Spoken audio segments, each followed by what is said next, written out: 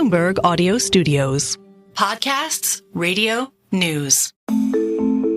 I'm Stephen Carroll, and this is Here's Why, where we take one news story and explain it in just a few minutes with our experts here at Bloomberg.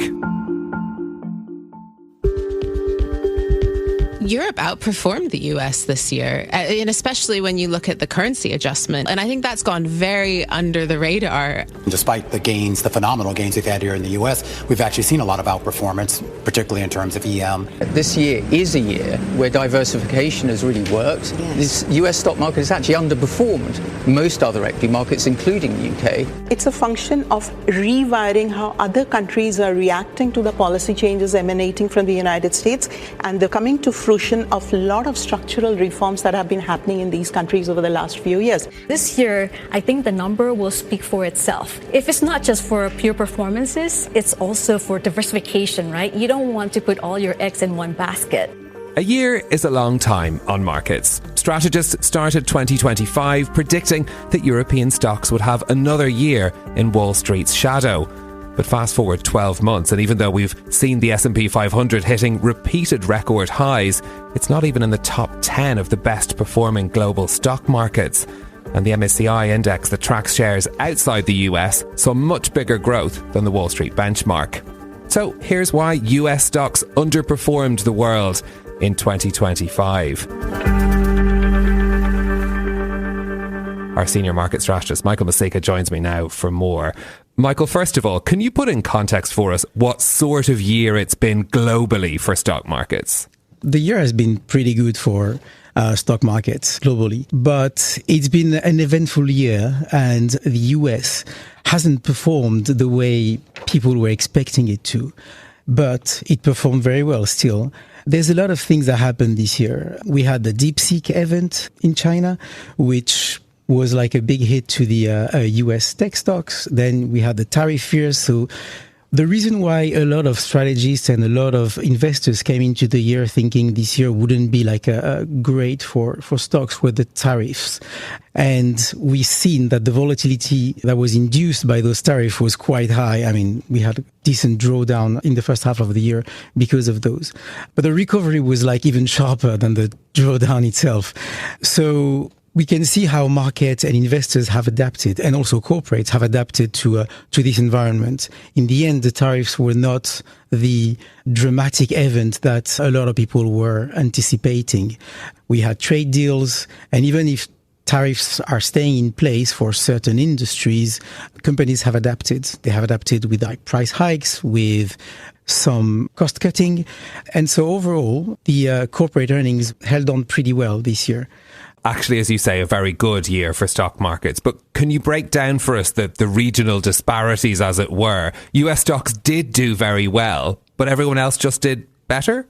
So US stocks did very well indeed. The rest of the world did better for one major reason. We started the year with the firm view that the US was exceptional. So that concept of US exceptionalism was very strong at the end of last year.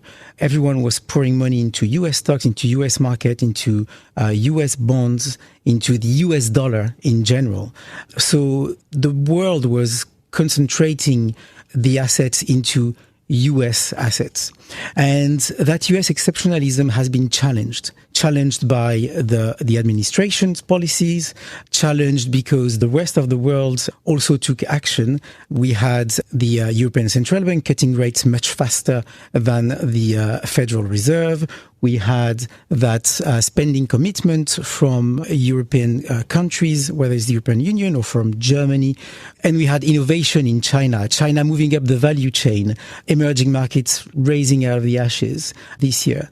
And all this challenge to US exceptionalism hit the dollar. And I think that's one of the key things that happened this year, is you have a dollar that lost about 13% during the first half of the year, and it hasn't recovered those losses. And this is a key metric, I think, in the outperformance of the rest of the world. It's like that dollar, which is less strong, is also a proof of how investors are moving their assets towards other regions. Can you talk to us about how the AI trade played into all of this? Because, of course, the big tech firms are largely American, but it wasn't a trade that uniquely favoured American companies. That's right. So it played a big part for a few reasons. A, it carried the US market higher for a while, but also it triggered volatility, because every time that trade is challenged, or every time you have fears of a bubble or like valuation are too high, it takes a hit. The weight of the tech sector in the S&P 500 is the highest it's ever been, higher than during the dot-com bubble. So the sensitivity of the US market to the tech trade is very, very high. And it's not just the weight into the benchmark, it's also the weight in returns. You take 5 stocks and you get half of the returns of the S&P 500 this year. This is a level of concentration which is like unique, very, very, very heavy. And that also tells investors that they need to be more diversified. And the only way to be more diversified is to other regions, because when you compare yourself to a benchmark which is so skewed to one sector or to one set of stocks, you need to look elsewhere. And so the opportunities, especially in the AI trades, were also found in countries like Korea, which had like a phenomenal returns this year. China, which was like an investable market just a few years ago and has become like the market everyone wants to have exposure to. So we see a big switch in terms of how investors are looking at their investments and assets. How does the picture look then for 2026? You say that US exceptionalism has been challenged this year. Does that challenge continue into next year? If you look at the forecasts, what we are going to see next year is a convergence in terms of earnings growth. Europe has been a region with very sluggish earnings growth for years. Next year, it's supposed to be almost as high as the one in the US. What's going to drive this? Fiscal spending from Germany and from the European Union, but also low interest rates, capex from companies. You were mentioning the AI trades. In Europe, we don't have a lot of tech companies, very few of them, but there's other ways to play AI and the emergence of data centers through other things like energy, for example. You take a stock like Siemens Energy. It's been the poster child of the AI trade in Europe because they are providing power to the data centers. So all this to say, there's a lot of investors, a lot of strategies that actually see that the past decade that we have of exceptional returns for the US markets over, and that the next decades won't be the decade of US stocks. US stocks will perform, don't get me wrong. I mean, the innovation that we have, the innovation capacity that we have in the US is very strong. All the biggest tech companies are over there. So the market will perform, but the opportunities are going to be found in other regions. And that's why a lot of forecasters are betting that emerging markets will lead returns for the next decade and that Europe won't be too far behind. That'll keep us all interested. Our senior market strategist, Michael Msika, thank you very much.